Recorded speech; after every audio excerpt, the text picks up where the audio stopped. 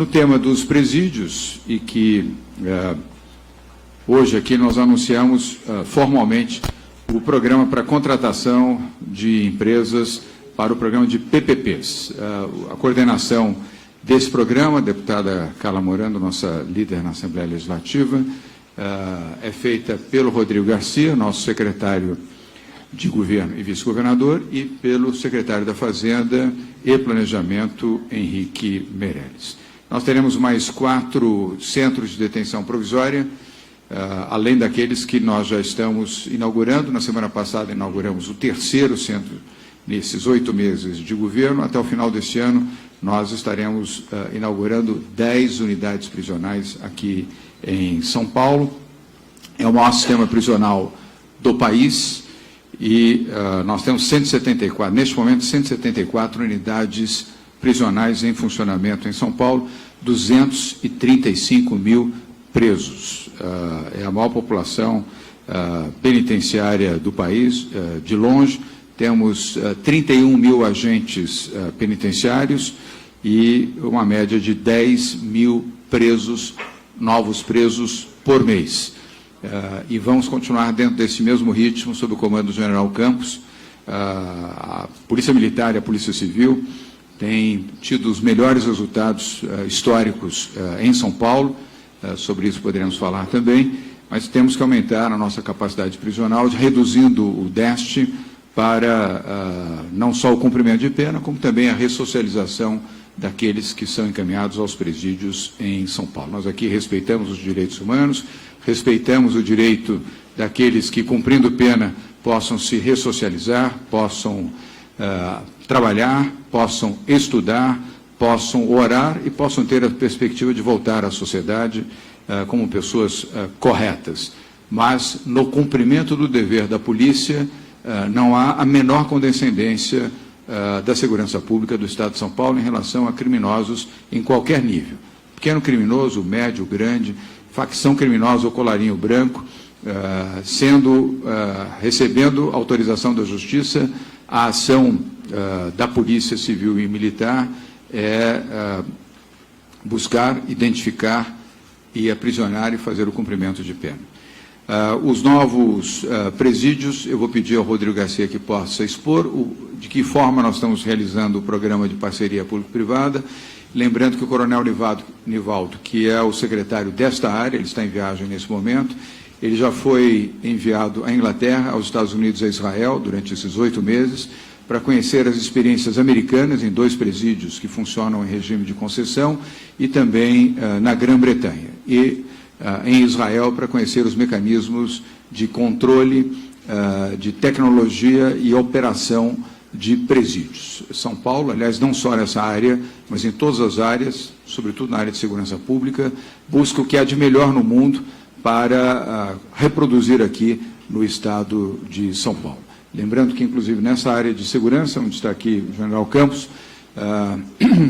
o nosso delegado-geral, doutor Rui Ferraz, assim como outros delegados em funções diretivas, e o comando do policiamento militar, com o coronel Salles, já estiveram também nos Estados Unidos, em breve estarão na Grã-Bretanha e na Alemanha e no Japão, participando de programas de treinamento com os oficiais e representantes das polícias desses países, também em busca do que há de melhor em conhecimento, tecnologia e inovação para a segurança pública de São Paulo. Então, passo a palavra ao Rodrigo, nessa exposição sobre as PPPs dos presídios, e aí vamos às perguntas, e aí, na sequência, feminicídio e turismo. Rodrigo. Bom dia, governador, bom dia a todos. No fundo, o governador hoje dá o primeiro passo concreto para que nós possamos tornar realidade a parceria público-privada no sistema prisional de São Paulo. Agradecer aqui ao Luiz Carlos, ao Coronel Severo, que se dedicaram nos últimos meses a pedido do nosso Coronel Nivaldo a esse tema, e como nós já tínhamos divulgado no início do governo, as parcerias público-privadas elas se darão em 2 etapas. A primeira etapa, que é anunciada hoje, e com edital de concorrência pública publicada amanhã no Diário Oficial, nós vamos fazer a cessão de 4 presídios que estão, nesse momento, com as obras sendo finalizadas para a iniciativa privada. São os presídios de Galha, unidade 1 e 2, o presídio de Registro e o presídio de Aguaí. São centros de detenções provisórias, com cerca de 800 vagas cada uma, aonde dentro da legislação permitida no Brasil. A partir de amanhã, a concorrência pública está aberta para atrair empresas da iniciativa privada, para a manutenção geral dos presídios, para serviços como limpeza, alimentação e também serviços de apoio ao detento, como serviços médicos, apoio psicológico e demais atividades. Então, portanto, São Paulo dá esse primeiro passo concreto na parceria público-privada nos presídios. Lembrando que o sistema atual, com 174 unidades, ele permanece público, são funcionários públicos concursados, mais de 35 mil colaboradores na Secretaria de Administração Penitenciária, que serão responsáveis pela manutenção dos presídios existentes, e daqui para frente São Paulo cresce o seu sistema prisional através das parcerias público-privadas. Então, amanhã no Diário Oficial será publicado a concessão dessas 4 unidades, e em paralelo está sendo preparado, governador, para o ano de 2020, aí sim a concepção completa da PPP que o governador anunciou durante o período eleitoral, que é desde a construção até a operação dos novos presídios.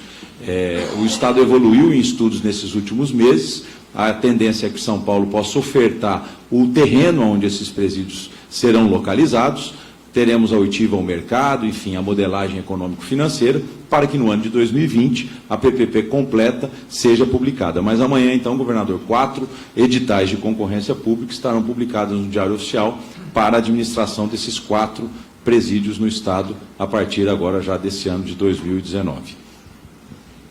Obrigado, Rodrigo. Luiz Carlos, quer fazer alguma observação complementar? Ou você fica à disposição para... Está faltando um microfone aqui. Tá. Isso, pode. Ok, perfeito. Então vamos fazer assim, para dar diligência ao tempo. Nós temos 3 veículos de comunicação nesse primeiro tema, repito, que é do sistema prisional, começando pela Rádio Bandeirantes e Band News. Leandro Gouveia. Leandro, boa tarde, obrigado pela sua presença. Sua pergunta, por favor. Boa tarde a todos. Eu queria saber como que a concessão para a iniciativa privada pode ajudar o Estado a evitar que as unidades prisionais se tornem escolas do crime, né, como são chamadas hoje, que os jovens entrem e saiam piores, como acontece. E só para ficar claro em relação aos números, o senhor falou que foram entregues 3 unidades, né, nos últimos meses, e até o fim do ano mais 10, ou com essas 3 já são 10, só para ficar claro o número de unidades que serão entregues até o fim do ano. Eu vou começar e depois passo para o Rodrigo e o Luiz Carlos. São 12 presídios entregues este ano, até 31 de dezembro, dos quais 3 já foram entregues. 2 em Pacaembu e 1 em Paulo de Faria, na região de São José do Rio Preto, onde eu estive essa semana fazendo a entrega. Eu postei até, coloquei nas redes sociais. Temos mais 9 para serem entregues até o final deste ano. Foi boa a sua pergunta, Leandro, para esclarecer de maneira mais precisa. Então, passo agora ao Rodrigo, que pode compartilhar com o Severo e o Luiz Carlos o tema referente a vantagens, benefícios e, sobretudo, na ressocialização e ao evitar que o sistema prisional se torne escritório do crime. Bom, governador, os 2 principais objetivos da parceria público-privada é trazer um menor custo para o Estado na manutenção do sistema prisional e dar alternativas de reinserção social ao detento. Esses são os pilares do porquê fazer uma PPP e não deixar no modelo atual. Os presídios que amanhã estarão com a concorrência pública publicada, eles estarão sendo terceirizados na sua manutenção e nos serviços, vamos dizer assim, não policiais, para que a iniciativa privada possa assumir. A partir daí nós vamos ter uma referência entre os presídios que vão ser administrados ou terceirizados nesse primeiro momento e os atuais. E no advento da PPP completa, onde o operador vai construir e operar o presídio, nessa PPP, os indicadores de reinserção social serão colocados como fatores de pagamento ao parceiro privado, né? Então é aí que nós vamos efetivamente medir. Nós acreditamos que a iniciativa privada tem melhores estratégias de estimular ao detento a estudar e a trabalhar.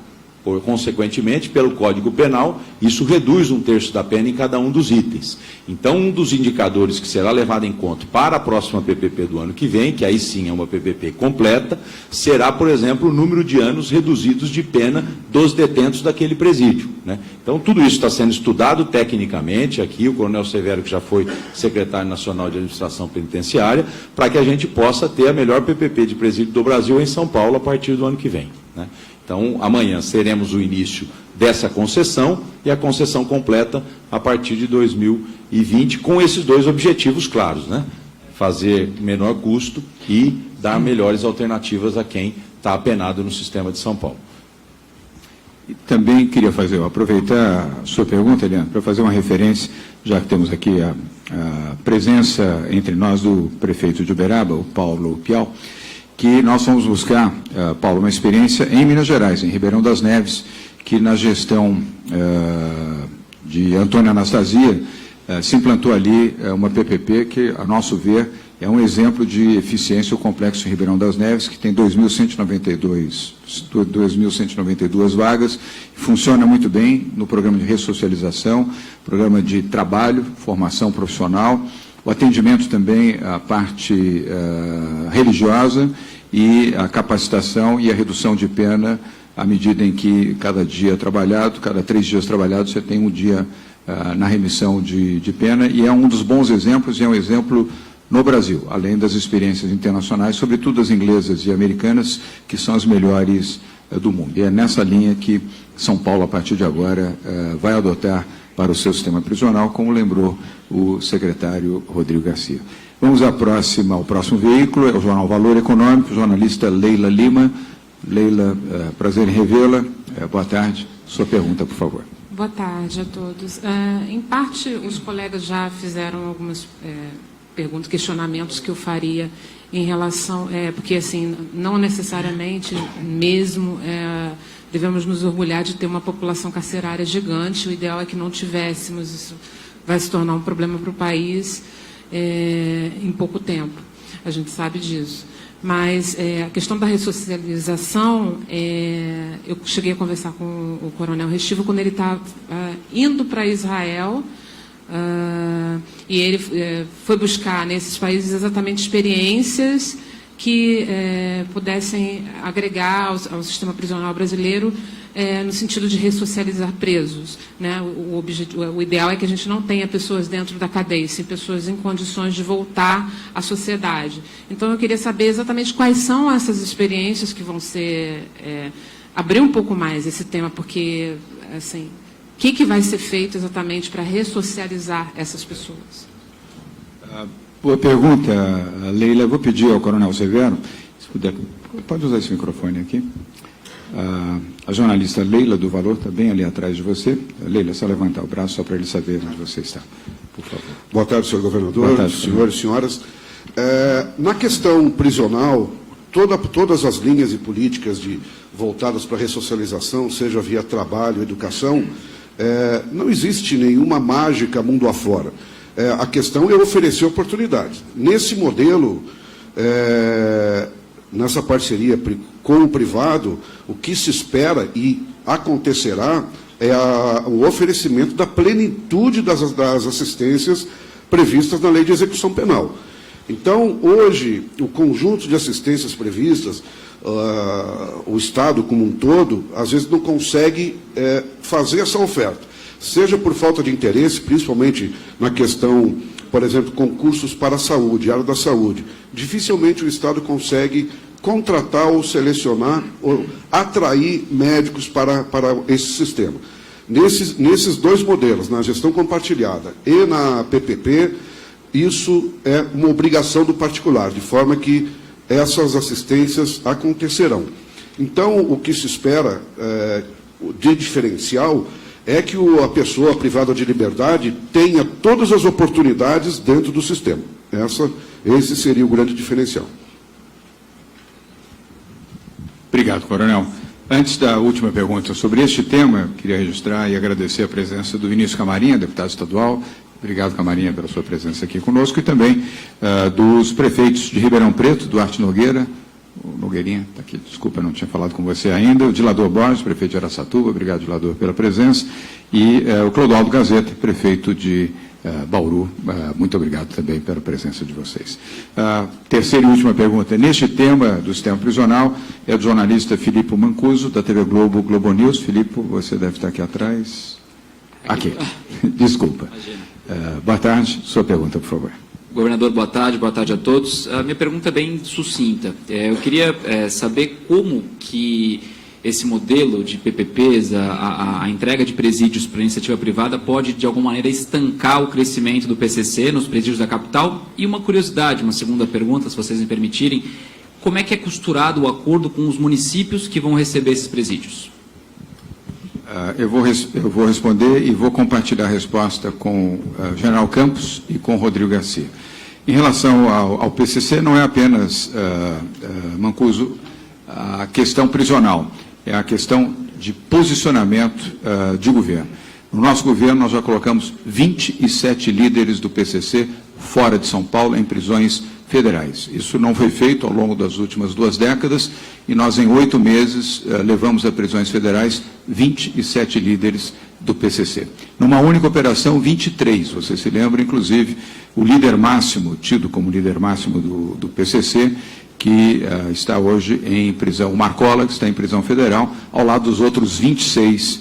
Depois foram mais 2 e, mais recentemente, mais 2. São 27, aliás, atendendo recomendação da Justiça e do Ministério Público. Então, a cada movimento dessa natureza e apreensão de drogas, como fizemos ontem à noite, 11 toneladas de drogas apreendidas, num total de mais de 90 toneladas em 8 meses, nós, com isso, vamos fragilizando duramente as operações do PCC em São Paulo. E mais as ações também contra a lavagem de dinheiro em postos de combustíveis e outros comércios ilegais. Essa é uma luta determinada pelo governo de São Paulo, junto à área de segurança pública e aos setores responsáveis pelo controle de comércio, inclusive com a Prefeitura da capital de São Paulo, para fragilizar ao máximo possível as ações do PCC. E no âmbito da segurança, não há mais nenhum comando e nenhum presídio do Estado de São Paulo, de qualquer que seja o representante do PCC, dessa facção criminosa. Portanto, atitude, ação, inteligência da polícia e acompanhamento deste processo diariamente. Razão pela qual, primeiro foram 23 numa única leva, sempre com a ajuda e o apoio da Polícia Federal, do ministro Sérgio Moro, do Exército Brasileiro, depois foram mais 2, e recentemente, na semana retrasada, poucos jornalistas até tiveram notícia disso, mais 2 líderes do PCC hoje estão em prisões federais. Vou passar a palavra ao general Campos, e depois, na segunda pergunta, o Rodrigo Garcia fará a resposta. General. Grato, Filipe, pela pergunta. O nosso trabalho na segurança pública acompanha de maneira atávica a Secretaria de Administração Penitenciária. O coronel Nivaldo já comentou várias vezes que eles têm um processo de separação e um processo de contenção, inclusive dentro dos vários regimes disciplinares e do próprio regime disciplinar diferenciado. O que nós fazemos como segurança pública é apoiá-los e apoiá-los principalmente no cumprimento das decisões judiciais. Ou seja, o fato de termos presídios onde a harmonia no sistema penitenciário aumenta, facilita bastante o trabalho da segurança pública, que todo policial que não é colocado, voltado, ou seja, orientado para o sistema, ele é colocado no seu patrulhamento ordinário, fazendo o seu trabalho junto à população. Muito obrigado. Rapidamente, Felipe, até recentemente nós estávamos fazendo uma avaliação das cidades que têm unidades prisionais, né? Na década de 90 isso foi muito discutido em São Paulo, existia sempre uma preocupação dos prefeitos em receber unidades prisionais. Na prática, qual foi o resultado? Aonde se teve a instalação de presídios no interior de São Paulo, se aumentou o emprego, se aumentou a renda e se aumentou a geração de impostos dessas cidades. E, inclusive, na grande maioria delas, no ponto de vista político, os prefeitos se reelegeram, né? Então, esse preconceito ou esse temor inicial de que o presídio era um fator de levar a violência para as cidades não se concretizou. né? Pelo contrário, levou desenvolvimento na medida em que é um grande equipamento público, né? Com 500, 600 funcionários, com renda, com familiares desses funcionários, né, com visita aos detentos, né? Então, hoje, já não se tem mais isso. Como o presídio é de interesse público, né, naturalmente o Estado coloca ele, através de desapropriação, onde o Estado quiser, né? E hoje nós não temos tido nenhuma resistência mais dos municípios que compreenderam, primeiro, que é uma necessidade do serviço público estadual, uma obrigação constitucional, e segundo, que não traz aquilo que se pensou ou que se tentou vender no passado, que era a violência, governador. Então, esses 12 presídios, por exemplo, que estão sendo inaugurados até o final do ano, nós não tivemos nenhum tipo de dificuldade com as prefeituras, de dialogar, enfim. O presídio, quando usa água do sistema de água da prefeitura, paga esse sistema, paga o serviço de esgoto e traz renda, emprego e impostos para as cidades. Então, não temos tido nenhum problema e vamos agora, nas áreas públicas de São Paulo, determinar onde será feita a PPP completa no ano de 2020. Provavelmente, estamos buscando áreas na Grande São Paulo.